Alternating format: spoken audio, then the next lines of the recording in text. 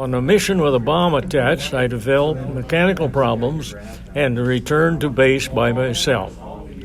Due to the extra landing weight, I had a very hard landing, and the 500-pound bomb broke loose and went rolling down the runway right at the tower, and of course they screamed. Fortunately, I hadn't armed the bomb and it didn't detonate. First, we were all instructed how to use a gas mask, and then we were taken to the gas chamber building where they did the tests. And with my bad luck, I could not seem to get my gas mask to work properly. We felt someone dragging us out of the building and took it off. Oh, your eyes are just burning. This angry sergeant said to us, you better learn how to do this next time. Wars change armies. You couldn't have tanks in Vietnam. Right. So it became the first air cav. If you're on a ship at sea, the responsibilities are staggering. I've told my Army friends, the land is never going to disappear underneath you. Right. But you can sink in a ship. Is that the dogs were a little bit of home for the guys out fighting.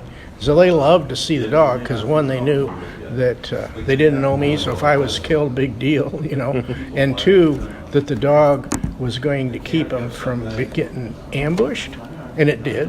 We never lost a man. And after a while, your subconscious can differentiate incoming and outgoing rounds. You see so much, it just makes you stop and think how lucky you are. A large number of Vietnamese come heading our direction.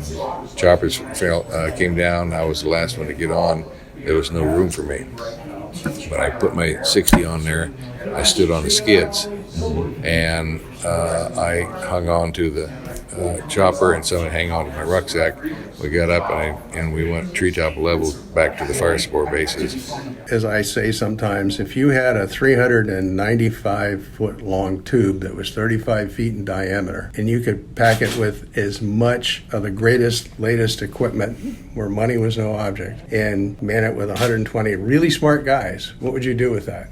We were just on a regular routine search and clear. We went around the corner like that. That's when I said stop, and she turned around and looked, and she just started going down right there. And the lieutenant said, I'm going to go get Doc to take care of this. And by the time that happened, and I was just there like Johnny Bench. I had no idea of what to do. So you had not delivered babies? I'd never delivered babies. I hardly even got to make them. When the storms come in, you couldn't see. It was snowstorms, pretty close to 45 degrees below zero. They give us parkas and snow pants and big. I like the boots they had. Oh, I just love them. The boots? Oh, God, the snow boots. There were two typhoons. One was in Yokosuka, Japan. The other typhoon was out at sea. You could sit on the torpedo deck and look at the waves that were up above the ship, probably 45 or 50 feet. I had friends who I worked with came back from Vietnam, being spit on, stuff thrown at them, called baby killers. They fired an RPG at us, so it looked like it was going over us.